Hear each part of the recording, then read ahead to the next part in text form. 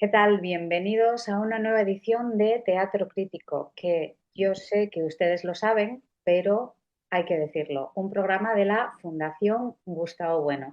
Es una bienvenida que no caduca, da lo mismo si nos ven el día del estreno o 10 años más tarde, que hay vídeos por ahí muy antiguos, la bienvenida sigue en pie y que, por supuesto, hacemos extensiva a todo el mundo con independencia del país desde el que ustedes nos estén viendo. Yo hoy estoy segura de que les va a interesar muchísimo el tema que vamos a tratar. Les lanzo ya el título, El papel de la filosofía en República Dominicana. Y para hablarnos, que tiene mucha enjundia, y para hablarnos sobre el papel de la filosofía en República Dominicana, le damos la bienvenida, por supuesto, me van a permitir de una forma muy especial, al profesor Eulogio Silverio, que ya nos está viendo, está aquí con nosotros. Bienvenido, gracias por aceptar esta invitación. Tengo que decir que el profesor Eulogio Silverio tiene un currículum muy extenso. Yo solo voy a citar unas cuantas cosas, las que, según mis entendederas, me han parecido las más interesantes, pero que tiene una página web, eulogiosilverio.com, en donde allí pueden leer artículos, ver vídeos y conocer más en profundidad su obra filosófica. Es director, corríjame por favor, Eulogio, si me equivoco en algo, director de la Escuela de Filosofía de la Universidad Autónoma de Santo Domingo, licenciado en Filosofía por esta universidad que acabamos de mencionar, máster en Filosofía en un mundo global en la Universidad del País Vasco. Sobre esto hablaremos, es una cosa muy interesante. Su tesis doctoral se tituló Situación de los valores morales en la pobreza extrema, también en el País Vasco, y conferencias, insisto, vayan a su página web que tiene muchísimas o tecleen su nombre en YouTube y allí saldrán muchas y muy interesantes. Yo quiero citar aquí algunas de ellas. Importancia de la religión en la identidad nacional de un pueblo. La siguiente, ¿está amenazada la identidad nacional dominicana? Y lengua e identidad nacional. No son casuales estas que estoy citando y lo verán a lo largo de la conversación. Tenemos muchos temas que tratar, pero voy a empezar de una forma poco ortodoxa. No le voy a hacer una pregunta, le voy a pedir que haga un panorama, una panorámica general del papel de la filosofía en República Dominicana. Bueno, gracias, muchas gracias. Eh, para mí realmente es un placer conocerle, aunque sea por este medio, ¿verdad?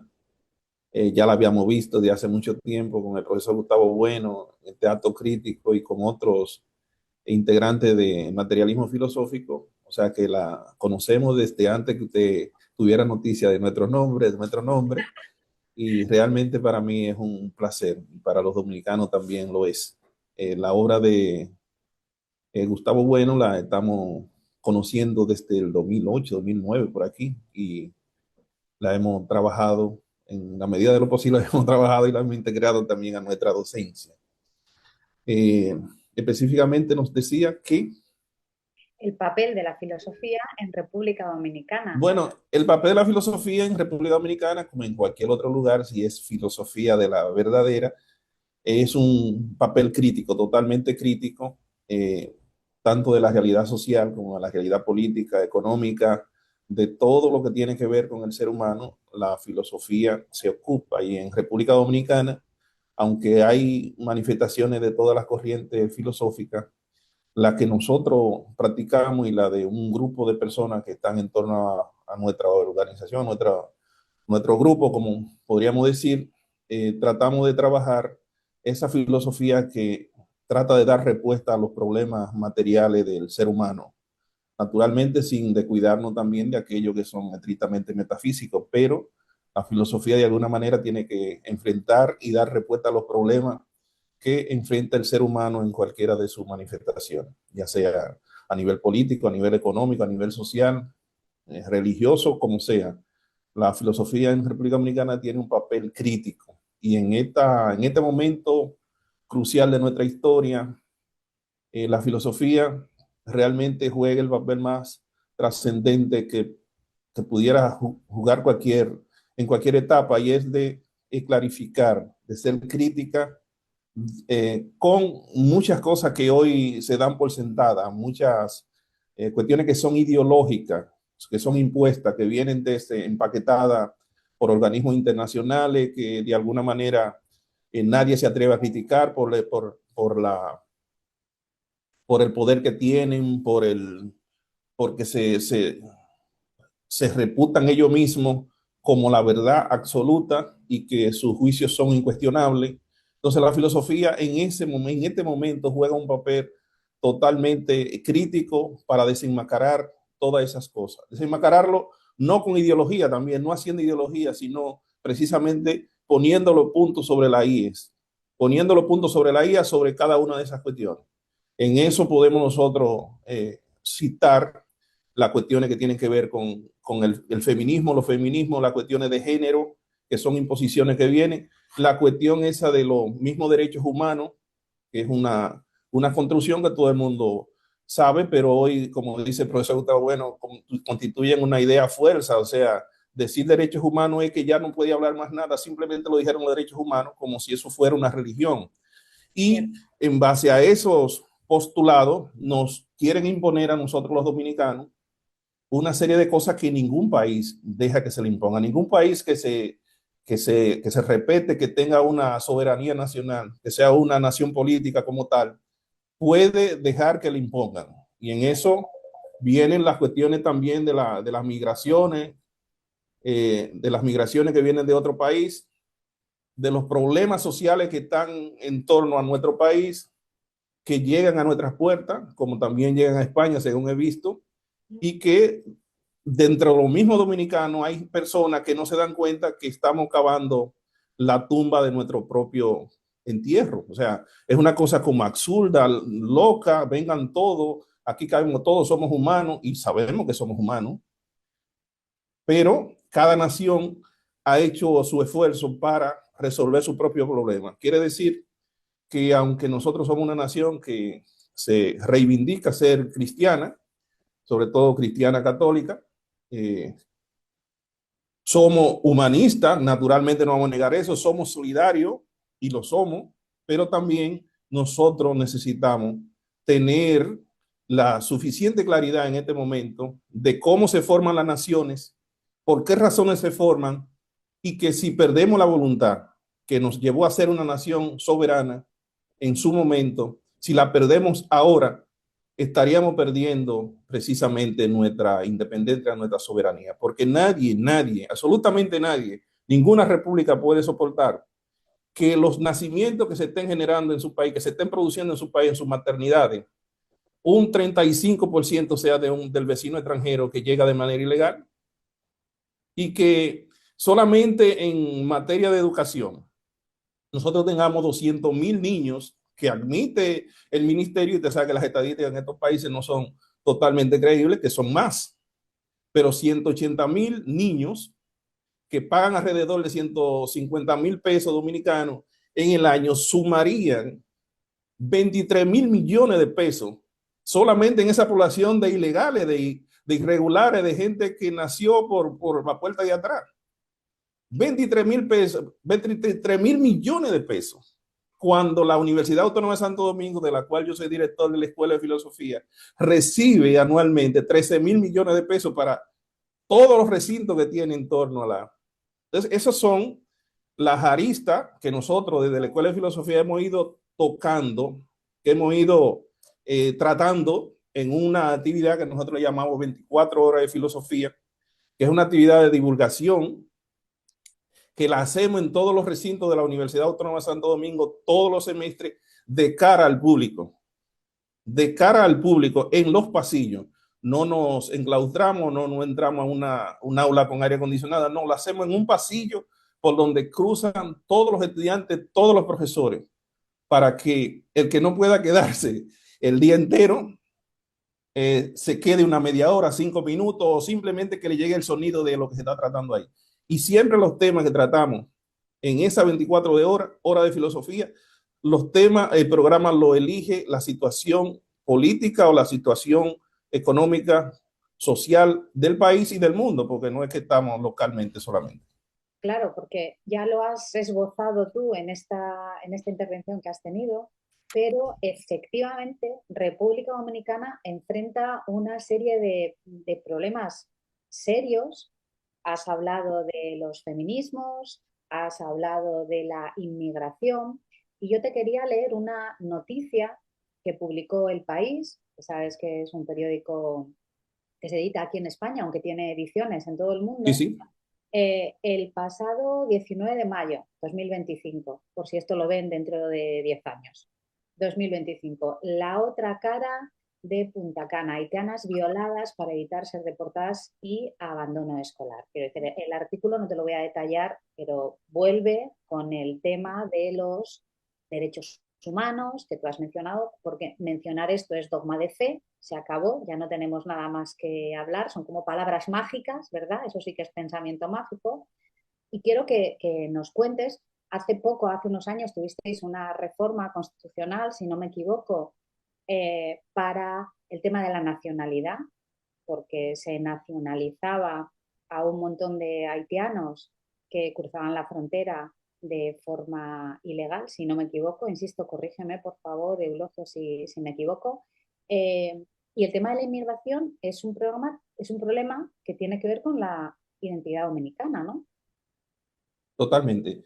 No fue una reforma constitucional, fue una ley, un decreto de un presidente que trató de regularizar a los haitianos o a cualquier extranjero que estuviera en el país de manera irregular y que pudiera probar de alguna manera que tenía derecho a estar aquí, pero solamente se regularizaron 7,000, porque es que los vecinos que tenemos entran sin acta de nacimiento, sin pasaporte, sin nada, y no pudieron reunir documentos porque ellos parecen en su país de origen no le dan ninguno de esos tipos de documentos. Lo que quiere decir que es una nación que, ajá, No, pero solo para despistados, para muy despistados, déjame hacer un inciso que es casi una trullada, pero creo que es necesario hacerlo. Vosotros, República Dominicana, la única frontera terrestre que tiene es con Haití. Son vuestros únicos vecinos, frontera terrestre. Continúa, perdón. sí. No, es una isla, efectivamente, la única frontera terrestre que tenemos es con Haití, o sea que es un asunto delicado, porque son casi 400 kilómetros de frontera abierta, no tenemos un muro como tal, y cualquiera que pase aquí sencillamente tendría que decir, según esas pretensiones que se tienen, de que nació aquí, y ese se le dio la oportunidad para un poco eh, lavarle la cara al problema y a partir de ese momento poner un punto y el que no se regularizó, el que no pudo regularizarse, pues entonces es que no tendría ningún derecho. Aunque nos opusimos en el momento sobre ese asunto, pero era necesario hacer un punto para a partir de ahí entonces no tener razones para que se dieran estos reclamos que se están dando como quiera, porque los haitianos, supongo yo que con alguna mala fe o ingenuidad, pero que en esto no hay ingenuidad, ellos sencillamente dicen, bueno, es que yo no soy dominicana, pero mi hijo nació aquí. Uh -huh. Como si el hecho de nacer aquí, de hablar la lengua española, de tener años aquí, le da el derecho a la nacionalidad, cuando nuestra constitución habla bien claro que es el jus sanguinis que se asume como la forma de adquirir la nacionalidad dominicana. Se es dominicano por ser hijo de un dominicano o de una dominicana. Entonces, de cada vez más en más, nuestra maternidad están llenas de parturientas haitianas, pero llena, llena, llena. Y eso está incentivado por ONGs de haitianos y dominicanos y financiados del extranjero que traen las parturientas nuestras maternidades. De hecho, los hospitales de la frontera, el 60% de los nacimientos que se dan ahí, más del 60% de los nacimientos que se dan son de haitianos. Y aquí hoy incurrimos en la ridiculez, en el absurdo de que las dominicanas no pueden ir a las maternidades, no pueden ir a los hospitales porque hay una fila de extranjeros ilegales que ocupan esos servicios. Y sin embargo, quienes pagan esos servicios son los dominicanos, porque es como si nosotros no tuviéramos gente pobre que necesitaran los servicios que nosotros mismos pagamos, que esos mismos pobres pagan.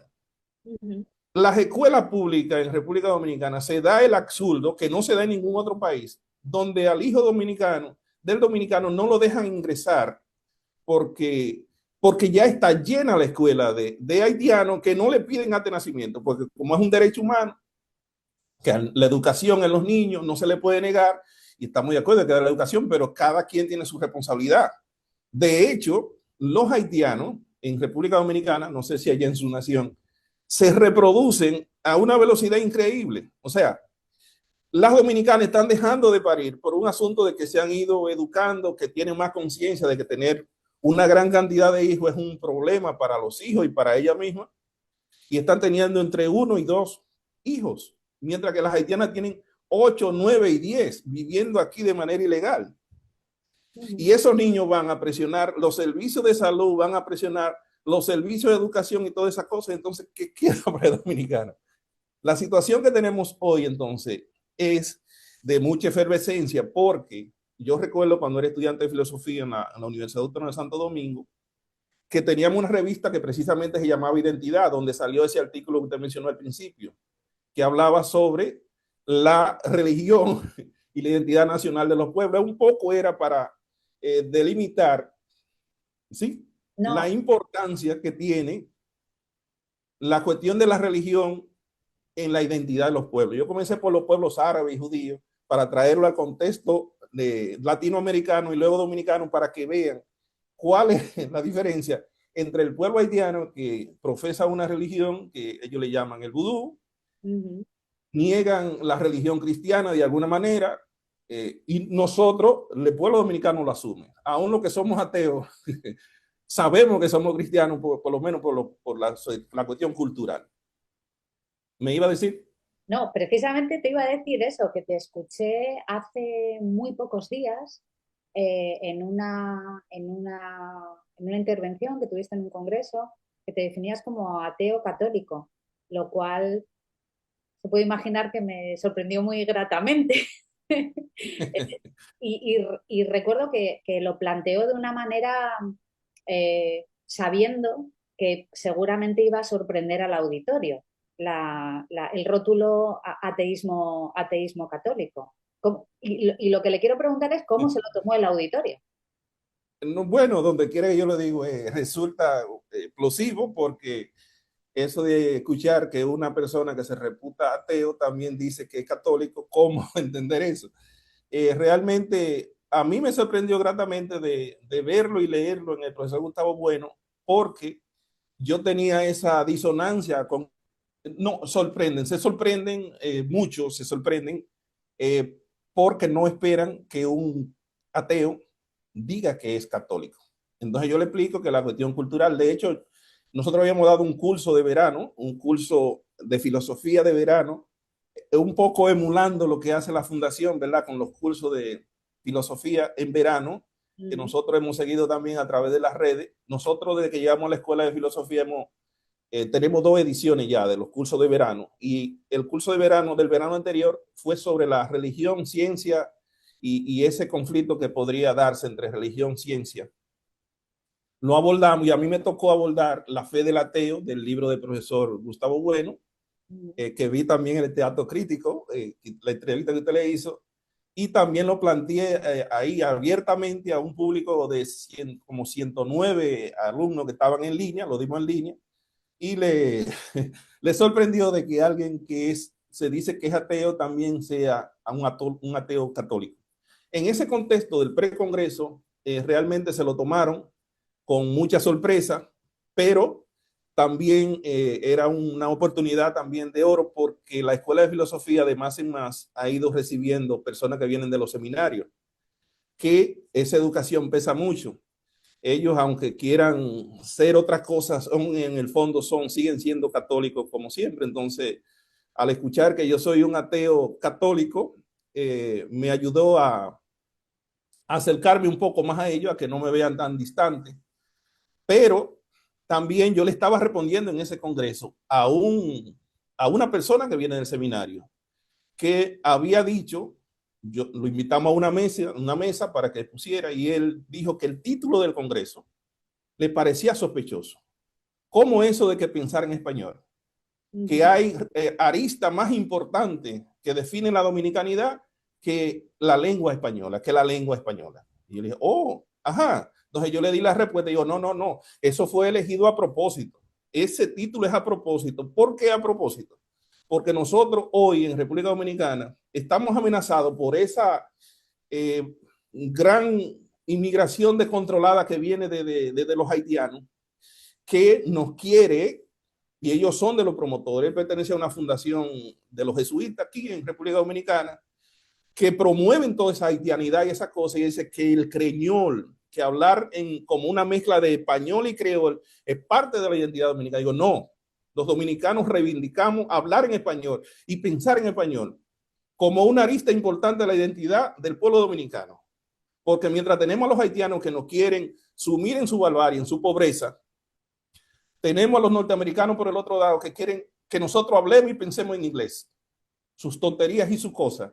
Entonces, la única que nos queda es pensar en español y definirnos por la arista de la hispanidad. No, yo le decía, no porque yo me sienta español, no, pero el español dominicano es una lengua que hablamos los dominicanos, que nos entendemos los dominicanos y que vino de España. No es un asunto que nosotros elegimos, pero nosotros no podemos estarnos peleando con la historia permanentemente. Ah, que nos invadieron. España era un imperio y no lo niegan. Y el hecho de ser un imperio es una herencia que nos han dejado a nosotros. Aquí en República Dominicana y en América Latina se habla el español. Entonces nuestros vecinos hablan español, piensan en español y debemos reivindicar eso como una arista importante de lo que es ser latinoamericano, que es un concepto que debería... Aquí en España se habla de la teoría del reemplazo para hablar de cómo se está sustituyendo, porque tenemos el problema de... Tengo delante la pirámide de población de República Dominicana del 2024, ¿eh? Y la vuestra es un triángulo. La nuestra es un triángulo invertido. Y entonces se habla de la teoría del reemplazo para decir, en nuestro caso, la inmigración es africana, principalmente, y cómo se está sustituyendo a los españoles católicos por los africanos musulmanes. Estoy simplificándolo mucho. Y, y le estaba diciendo a Iván que realmente el gran reemplazo es el de la política por la ética, cuando se empiezan a utilizar cuestiones como derechos humanos, felicidad, compasión, empatía. Eso no es política, eso es otra cosa completamente distinta.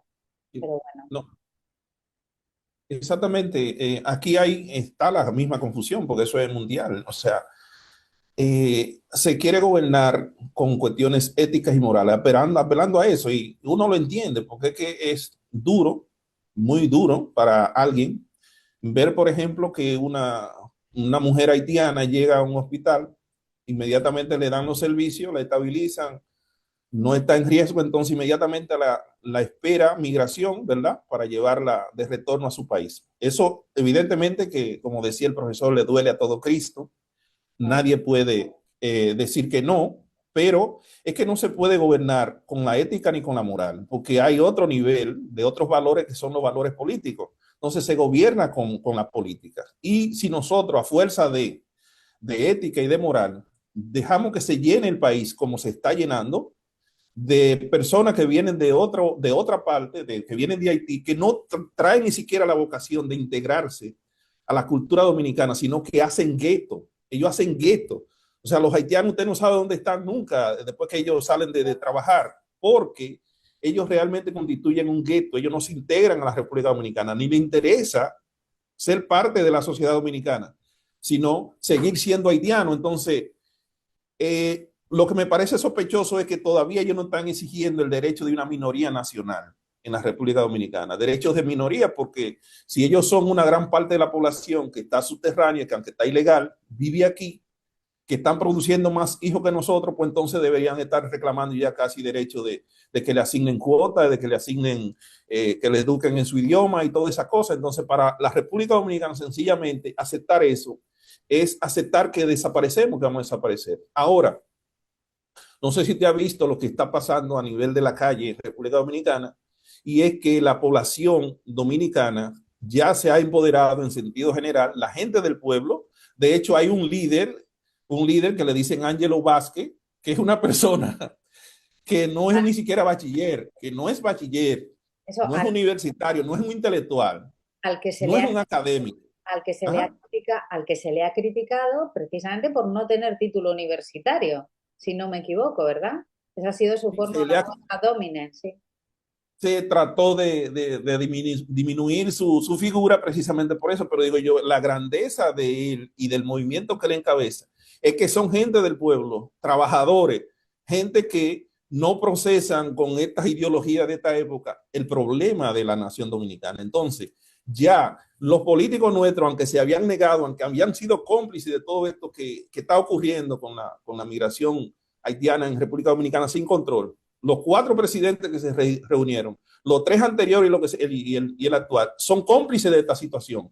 Y naturalmente la burguesía nacional que se aprovecha esa mano de obra barata, ilegal y esas cosas, y lo aprovechan. Eso es normal que lo hacen todas las burguesías, porque no le importa la patria. La patria de ellos es el dinero, naturalmente.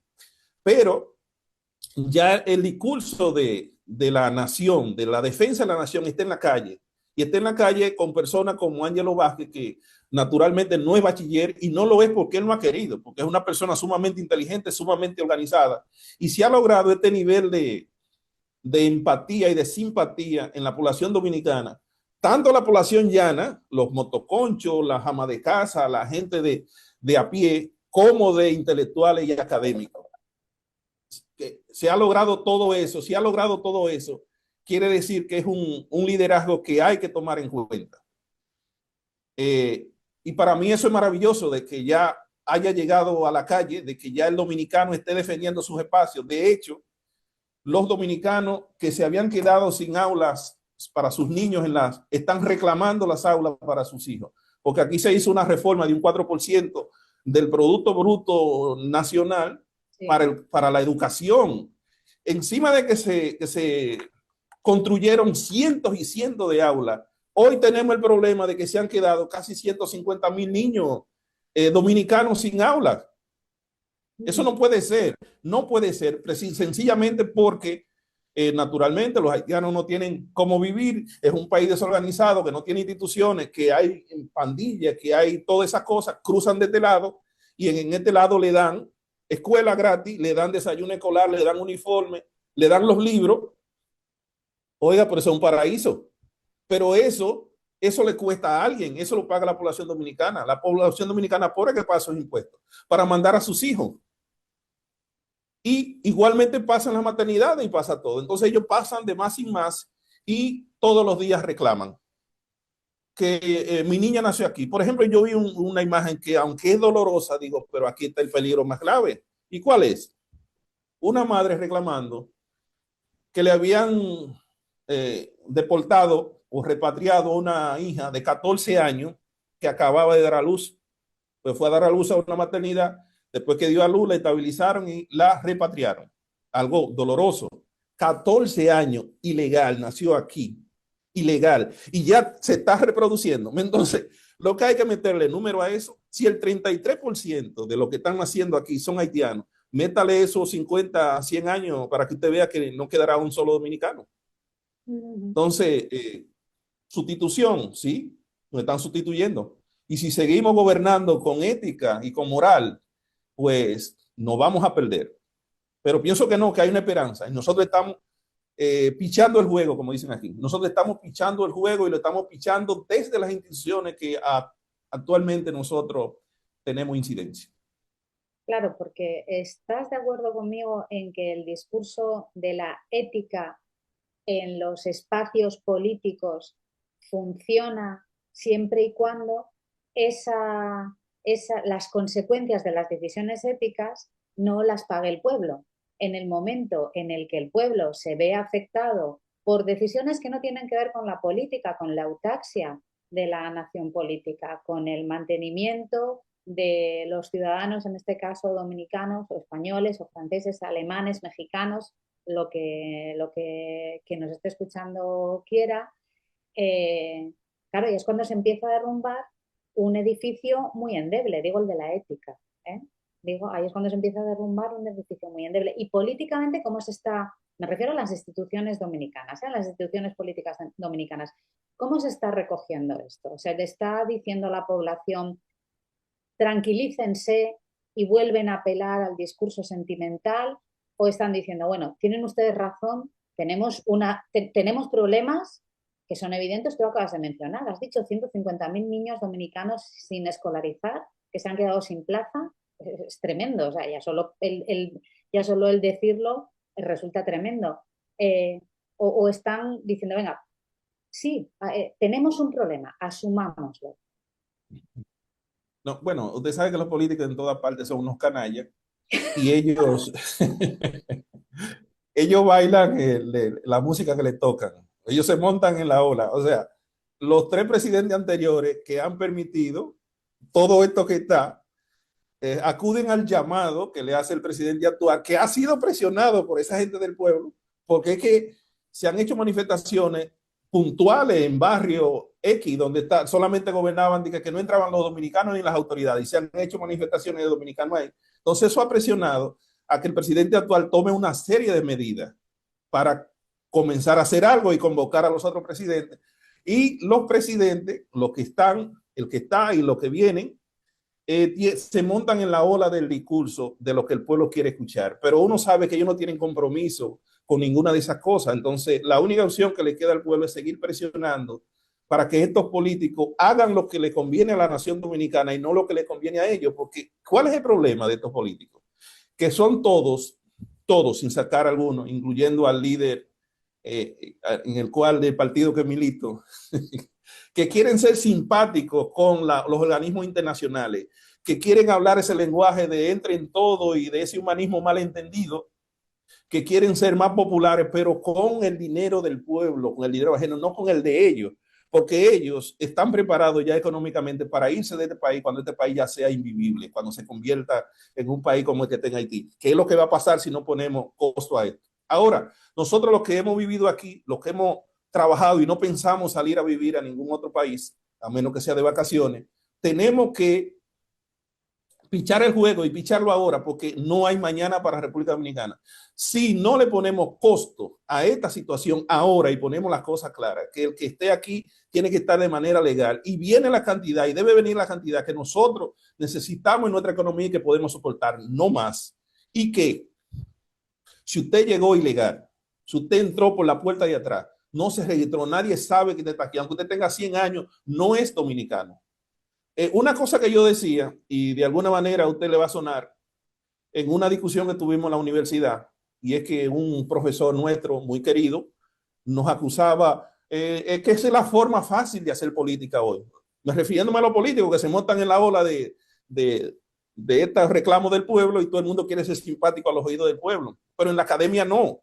Digo, no. Él decía, no, que esa es la forma fácil de hacer política, montarse en la ola, que le dicen anti-haitianismo, del anti-haitianismo. Digo, no, espérese. Esa no es la forma fácil. Yo soy aspirante a ser decano de la facultad mía y la forma más difícil de hacer política en la universidad es diciendo estas cosas, porque hay mucho, la mayoría vienen de los partidos de izquierda y tienen esa ideología de que se debe gobernar con la ética y con la moral y no con acciones políticas. Y eso lo dicen de boca, porque yo le decía, pero yo estuve en Cuba, recientemente estuve en Cuba y en Cuba tienen control de todo el que entran. De hecho, yo tengo mejores condiciones económicas que la mayoría de los cubanos que yo vi. Y a mí me controlaron desde que entré al aeropuerto hasta que salí. Entonces no me vengas tú con ese cuento, que quieren ser socialistas con el dinero del otro, con el dinero del pueblo. Entonces, la forma más difícil para nosotros, los académicos, de hacer política, hacer campaña, es precisamente este discurso. Pero los políticos, naturalmente, ahora se han montado en la ola y todos están recogiendo los discursos anteriores de que podían venir todos, de que somos dos naciones hermanas, sin definir lo que es hermanos, como que si la vecindad no hiciera hermano a nosotros. Señores, yo soy más hermano, y se lo he dicho, soy más hermano que uno que habla mi propia lengua, que tiene mi propia religión, que tiene mis propios códigos. Ustedes que están allá lejanos son más hermanos que estos vecinos que no hablan lo que nosotros hablamos, que no piensan lo que nosotros pensamos y que no quieren lo que nosotros queremos. Entonces, yo decía, mire, profesor, en este momento ahora es más importante ser dominicano que ser profesor universitario, que ser empleado o que ser estudiante universitario. Es una hora de la patria, es una hora de la nación. No sé si a ustedes les suena ese asunto cuando decía el profesor Gustavo Bueno, que lo importante no es ser del país X ni de la región X, sino lo importante es ser español. Claro, efectivamente. Te quería preguntar, antes has hablado de las 24 horas de filosofía, es una iniciativa interesantísima. Cuando vosotros exponéis este tipo de cuestiones entre el alumnado, porque entiendo que los principales consumidores de esas 24 horas serán alumnos de las distintas facultades, ¿cómo lo reciben? Porque, por ejemplo, aquí, en concreto en la Universidad Española, te arriesgas a algún tipo de agresión física o verbal si vas con un discurso perfectamente razonable como es el que estás exponiendo. Bueno, los alumnos, con los alumnos no hay problema, porque aquí los alumnos son muy respetuosos de los profesores y de los mismos estudiantes. Si ellos lo ven en una mesa exponiendo, ellos suponen que esa persona tiene derecho a decir lo que está diciendo. No llegamos a eso. Ahora, donde llegamos a la vía de hecho casi es con los otros profesores que se quedan escuchando, entonces toman intervenciones como a desbaratar todo el discurso que tú has dicho. Ujú. Y hay un amigo en San Francisco de Macorís donde hay un centro de la UAS, lo que nosotros le llamamos eh, un, un centro regional Sí, o un recinto universitario bastante grande. Después que yo termino de hablar del tema que había elegido, que era identidad nacional y soberanía y derechos humanos. Soberanía y derechos humanos.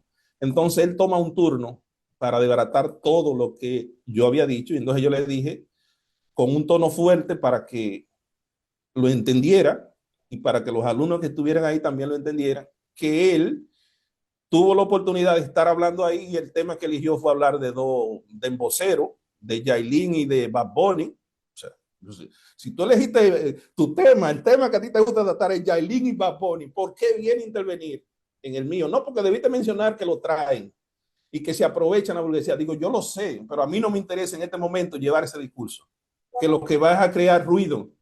A mí lo que me interesaba era decir lo que dije en esa conferencia y lo dije puntualmente, porque este no es un momento de andar privando en ser filósofo. Me disculpa que quizá no se entienda en este contexto. Este es un momento en que, aunque lo hacemos desde el discurso de la filosofía, naturalmente tenemos la necesidad de entender que también hay un poco de ideología en la labor que estamos haciendo, por lo menos de cara al público. Aunque sea racional, también tiene su poco de ideología, porque yo no voy a negar que defender la nación dominicana implica naturalmente, aunque seamos racionales, en un momento determinado, si hay que ser irracional para mantener lo que hemos logrado, lo que nos han legado a nuestros padres fundadores, pues tendremos necesariamente que hacerlo. ujú. Antes hablabas de hablar en español y pensar en español, que también es un asunto que desde el materialismo filosófico y el profesor Gustavo Bueno pues ha tratado en extenso. No vamos a descubrir nada nuevo. Y apelabas a, eh, voy a poner yo el adjetivo, voy a poner yo el adjetivo.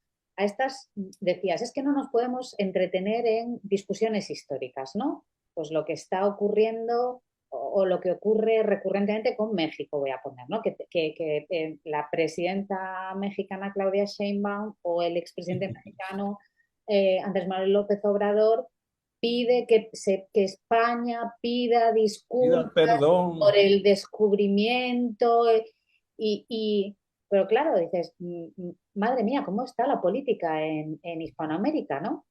Y bueno, cito a Sheinbaum, pero podría citar a Petro, podría citar a otros muchos. Si no, no, son discursos ingenuos. O sea, perdón por qué. Pero eso ocurrió en una época determinada y nada, lo que se pueda reparar se repara, pero perdón, ¿por qué? Por haber traído lo que trajeron, pues eso era lo que hacía todo el mundo, que pidan nosotros también perdón. O sea, lo que yo digo es, nosotros, los dominicanos, aunque no nos haya gustado la forma en que se hizo la llegada, ocurrió la llegada de los europeos aquí, los españoles específicamente. Señores, eso ocurrió ya. Yo no puedo estar llorando todo el tiempo. O sea, es un llamado a la acción. Dejémonos de hacernos la víctima de que nosotros no desarrollamos por el otro. Nosotros tenemos una realidad y nuestra realidad tenemos que resolverla nosotros con nuestras propias herramientas. Si nos quieren colaborar, que nos colaboren, pero si no nos quieren colaborar, que no nos colaboren. O sea, eso de pedir perdón, además es una idea ingenua, muy ingenua propia de estos socialistas, de pedir perdón. ¿Y qué es esa cuestión del perdón? O sea, nosotros, el llamado que hacemos es, miren, de quejarnos. Dejémonos de quejarnos y vamos a resolver los problemas que son nuestros. Ahora, si otros se quieren sumar a ayudarnos a resolver los problemas, pero que nos ayuden a partir de lo que nosotros estamos haciendo. Tampoco que nos vengan a traer sus ideas de las soluciones que a ellos les funcionan, sino las soluciones que a nosotros no funcionan. En ese sentido, entonces, los dominicanos creo que no estamos en ese momento de estar pidiendo que otros no, como están los vecinos que todavía están echándole la culpa a todo el mundo de que ellos no se han desarrollado porque, bueno, Francia no trajo las instituciones, que es otra cosa que aquí cae muy mal cuando yo le digo, siguiendo la misma línea del profesor Gustavo Bueno, de el imperio generador y el imperio depredador. Digo, no, es que Francia fue un imperio depredador, porque a esa gente ahí lo llevó para explotarlo, para sacarle la sangre, que morían entre 6 y 7 años, mientras que España, aunque era un imperio también, trajo sus instituciones, buenas o malas, pero trajo las instituciones de los ayuntamientos, la iglesia y todo lo que ellos tenían lo trajeron, porque aunque vinieron a explotar y nadie lo niega, nadie lo puede negar, vinieron porque era rentable, pero trajeron las instituciones, tenían la idea de quedarse y lo que trajeron, como decía Galeano, y nos llevaron el oro, pero no trajeron el oro. O sea,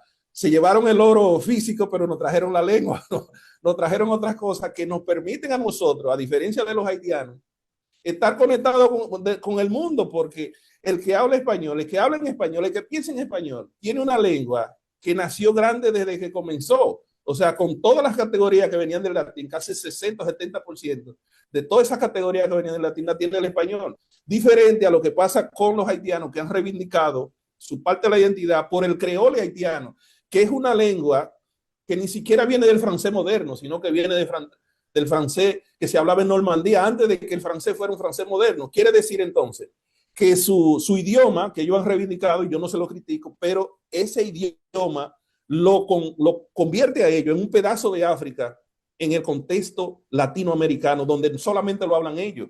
Y dígame usted, ¿cuántos textos se producen en esa lengua? ¿Cuántos programas de televisión? ¿Quién emite en esa lengua? Entonces, hermano, seamos más inteligentes y dejemos de quejarnos y de reputarnos como negros o como blancos, como esa tontería del color, que para mí es intrascendente. Yo me sentí más identificado, se lo decía Gustavo, con un africano que que le entrevistó, que viene de Nueva Guinea o algo así, un moreno, pero que habla español. Ese moreno que habla español es más cercano a mí que el vecino que yo tengo al lado, que habla otra lengua. Claro. Muy bien. Con bueno, el tema de las lenguas, te quería preguntar si estaba institucionalizado el creñol o se había No. Esos son las ONG que están haciendo el esfuerzo, ese esfuerzo de que, de que nosotros consumamos ese veneno, de que el creñol o el hipangis, como ellos dicen, forme parte de la identidad dominicana, porque ellos lo que quieren es una identidad desconstruida, demolida. De hecho, hay un jesuita de eso que se llama Pablo Mella, que escribió un libro, Los espejos de Duarte, donde él hace una desconstrucción de la figura del padre de la patria. Una desconstrucción que es muy fácil de baratar los símbolos nacionales, que sabemos todos, o por lo menos lo que somos de esta corriente de pensamiento, sabemos que los ídolos patrióticos no son tan santos como son, o como se describen en los textos, pero esa idea debemos dársela a los jóvenes, debemos darle esas figuras. Entonces, Noel viene y lo desconstruye. ¿Por qué se desconstruye la identidad de un pueblo y los símbolos de un pueblo se le matan? Precisamente para poderle vender ese veneno de que hay una población dominicana que habla en creole, que se puede ser dominicano en creole, que es yo trabajé ese tema también, un poco diciendo que no hay forma de aprender a ser dominicano en otra lengua, que no es verdad que nosotros podemos aprender a ser dominicano hablando inglés, hablando francés, hablando alemán o hablando creol. Se aprende a ser dominicano hablando en el español dominicano. Claro, y de hecho No hay otra forma. tal es así, Eulogio, que una de las primeras instituciones que se ataca es precisamente la de la lengua. Eh, hace falta ser muy corto de miras para entender que el español es un idioma con sus variantes, por supuestísimo. Hablamos más de 600 millones de personas en todo el mundo. 600 millones de personas en todo el mundo. Detenerse en por qué lo hablamos, si se impuso, si no se impuso, está bien como discusión histórica y puede ser muy interesante, pero nos aleja de los problemas reales del 2025, los problemas de las naciones políticas en el 2025. Y entonces, mientras se está pidiendo disculpas por algo que pasó hace siglos, no estamos hablando de lo que está ocurriendo aquí y ahora. Y la bandera de la lengua o de destruir la lengua, en este caso el español, que es la lengua que compartimos, se enarbola en muchísimos países de Hispanoamérica e incluso en España. Eso es algo muy, Sí. muy evidente. Uh -huh. Sí, no, no, no, es una estrategia fina. O sea, fina, no sé quién ha diseñado, pero supongo que el imperio hegemónico de la época tiene gente pensando toda esa cosa, porque los latinoamericanos, antes de querer coger para España, quieren coger para Estados Unidos.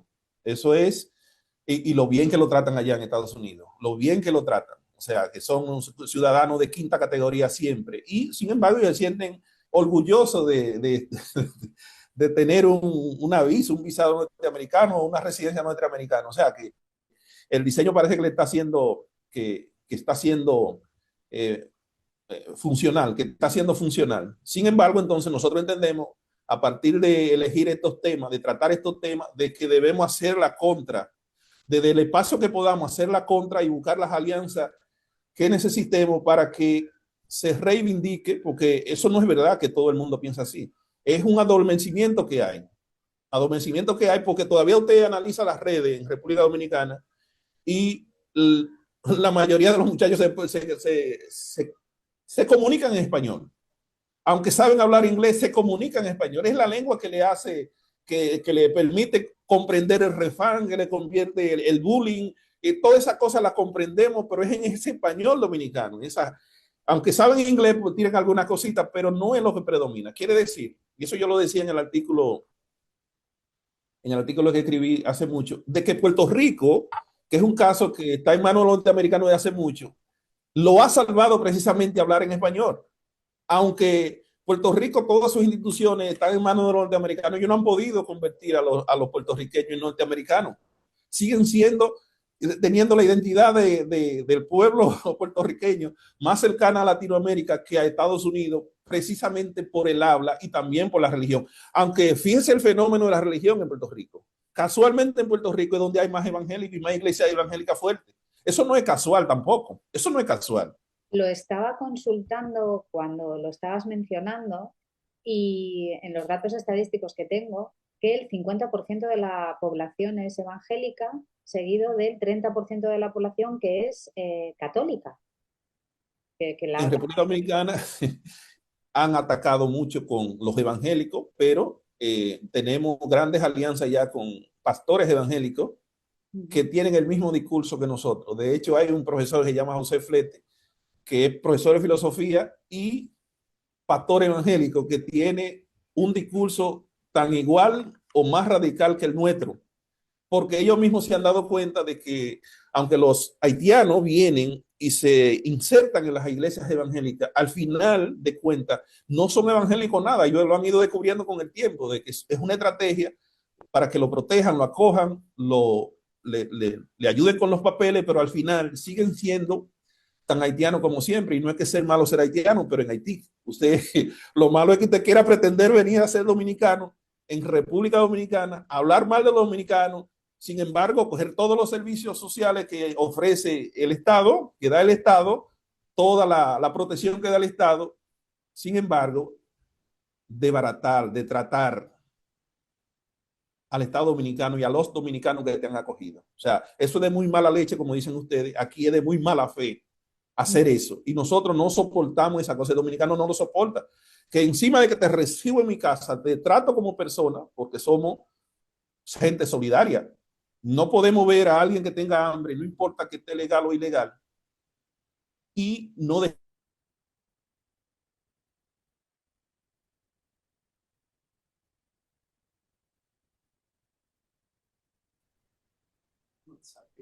Se cortó. Creo no, que se cortó otra vez. Bueno, sí. Bueno, si quieres continuar y terminar, termina con el discurso que estabas manteniendo. Estabas hablando de que eso era de mala leche, como decimos aquí en España, y de mala así. fe, como decimos nosotros en República Ah, Dominicana. bueno, lo que decía era que es de muy mala fe y de muy mala leche, y como dicen ustedes, de que yo te recibo en mi casa, soy solidario contigo, te protejo, porque el llamado ético es ese. Si yo veo una persona con hambre, yo no puedo ponerme a preguntarle si es legal, si es ilegal, simplemente el dominicano lo ayuda. Cierto, Lo ayuda, el dominicano no tiene ese problema ni con haitiano ni con nadie. Cualquier extranjero aquí que venga, la experiencia que te va a decir es que el dominicano lo acoge. Claro, aparecen dominicanos que también les roban, pero no es la mayoría, no es la mayoría. En la mayoría aquí se trata bien al extranjero, incluyendo al haitiano que viene en condiciones de sobrevivencia. El dominicano, en términos personales, lo acoge. Ahora, el problema es que no podemos gobernar con eso. Yo en las aulas he incorporado un módulo donde tratamos eso en la ética, la moral, la política. Digo, y los ejemplos que uso son eso. Si a fuerza de cuestiones éticas nosotros llenamos la casa donde vivimos de haitianos o de extranjeros, ¿qué va a pasar? Que vamos a destruir la comunidad y finalmente va a destruir la eutasia del Estado, va a destruir el poco bienestar que hemos logrado. Pues yo le digo, miren, ustedes quizá no recuerdan, porque ustedes no son de esta época, pero en el 90 los dominicanos celebrábamos cuando comprábamos un zapato o una camisa. Entonces, no quiere decir, no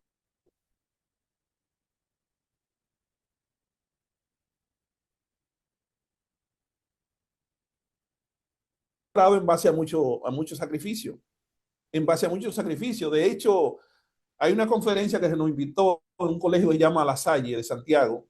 En el colegio La Salle de Santiago se nos invitó a una conferencia sobre la identidad dominicana.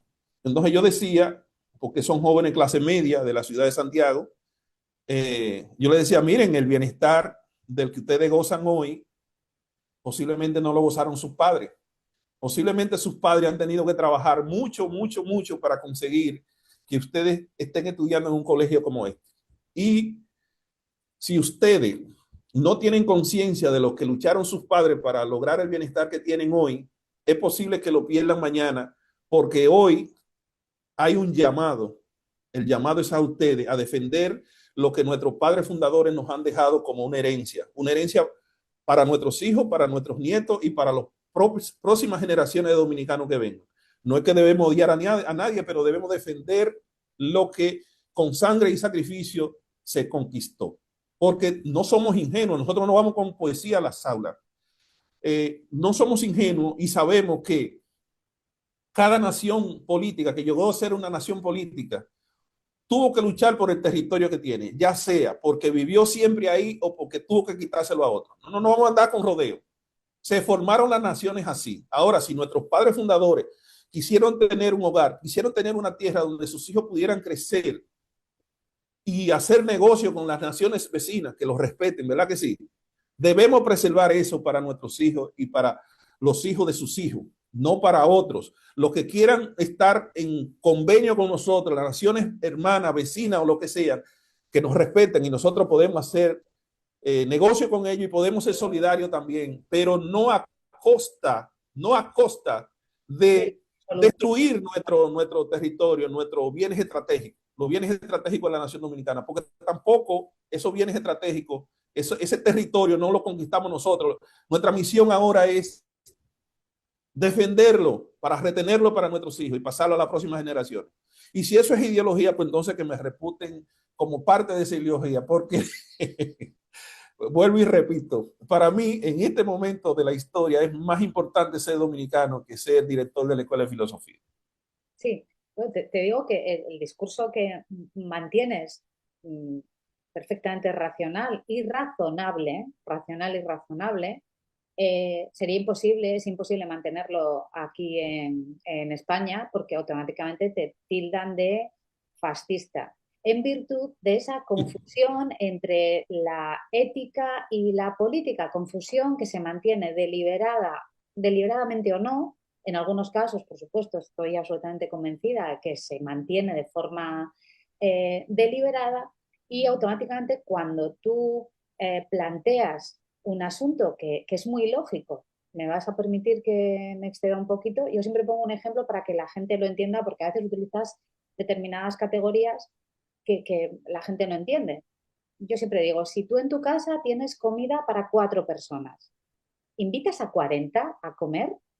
¿A que no? O sea, tú invitas No, no. a 4, pero son 4 las que entran en tu casa. Y todo el mundo dice, sí, sí, claro, efectivamente, porque si no, no vas a poder dar de comer a esas 40 personas y van a pasar hambre. Digo, ¿y por qué abres las puertas de tu país que tienen que ofrecerle servicios médicos, educativos, sociales, de todo tipo, cuando sabes que no vas a poder asumirlo, ni para los que entran, ni para los que ya están aquí? Entonces, resulta sorprendente porque parece que sí que la gente se da cuenta cuando se lo expones con cierta claridad, tampoco con brillantez en modo alguno, pero luego siguen consumiendo el discurso de la ética. Sí, bueno, es difícil, es un trabajo que hay que hacer y yo creo que ustedes lo están haciendo desde la fundación, o sea, llevar estas ideas. El profesor Gustavo Bueno lo decía bien claro, si los españoles no tienen la voluntad de mantenerse siendo lo que son, pues lo van a perder, pero ustedes están haciendo su trabajo. De hecho, ustedes están haciendo su trabajo y yo creo que el trabajo que ustedes están haciendo está creciendo y se está viendo en cada vez, en muchos lugares. Quizá no sé en España cómo ocurre eso, no veo las estadísticas de ustedes, pero lo que veo, las reacciones en Latinoamérica, veo que eso ha llegado lejos. Entonces, ese es el trabajo que hay que hacer. Nosotros quizá no estamos en la condición de Ángelo Vázquez aquí de salir a la calle, pero desde los espacios donde nosotros podemos hacer lo que estamos haciendo, lo debemos hacer, porque el padre fundador de nuestra nación decía que por difícil que sea la causa de mi patria, siempre será la causa del honor. Ujú. Siempre será la causa del honor. Fantástico.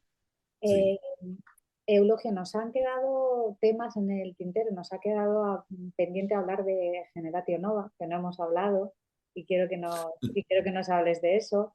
Te propongo ya que quedemos para una segunda charla y que desarrollemos este y algunos asuntos más que nos han quedado en el tintero, porque realmente lo que has contado es muy interesante. La situación en República Dominicana merece un análisis que ya estáis haciendo y que Sí. felicidades, sin duda alguna.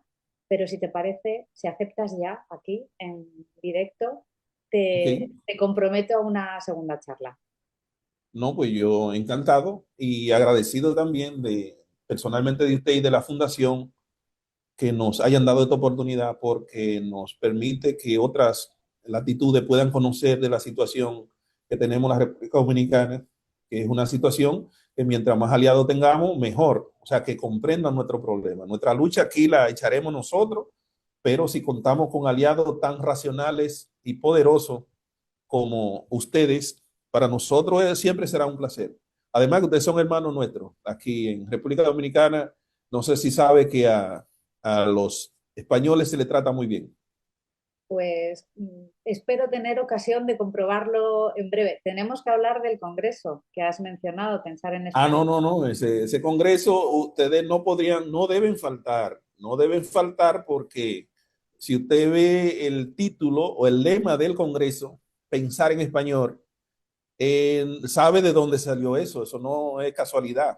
Como Ujú. se lo dije en el precongreso a Roque. No es casualidad. Esto está elegido a propósito porque pensar en español para nosotros es importante. Y Bueno, pues buscar esos hermanos que piensan en español, mucho más también. Hacer alianza con ellos mucho más. dejamos Decir aquí. que la Fundación Gustavo Bueno en este Congreso tiene un papel estelar. Le hemos diseñado para que tenga un papel importante. porque sabemos que el discurso que ustedes han elaborado, que han desarrollado, es alto y claro. Y yo quiero que esa sea la voz que se escuche aquí en este Congreso. Bueno, Alto y claro. Y que lo diga alguien que no está involucrado en la ideología nuestra de los nacionalismos aquí locales, tiene, para otros sectores, tiene mucho más valor. no desveles más, por favor, porque esto lo vamos a dejar para esta segunda charla, hablar del Congreso, hablar de Generatio Nova. Muchísimas, muchísimas gracias de verdad por darnos tu tiempo, por dejar que hablemos contigo y quedamos para otra ocasión muy pronto. Muy bien, pues nada, yo le agradezco a usted personalmente, a Gustavo y a la Fundación y al joven Iván, que nos ha servido maravillosamente bien, aún con los problemas técnicos que siempre se presentan en este tipo de cosas, y quedamos convocados cuando usted quiera. Muchas Bueno, gracias. a todos ustedes que nos están viendo, gracias también, por supuesto. Digo lo mismo que ha dicho Eulogio, gracias a Iván, al que siempre le agradezco que esté en segunda fila, pero haciendo que todo esto funcione, porque sin él esto no sería posible. Así que, insisto, muchas gracias y nos vemos en un próximo Teatro Crítico. Muy bien, gracias, gracias.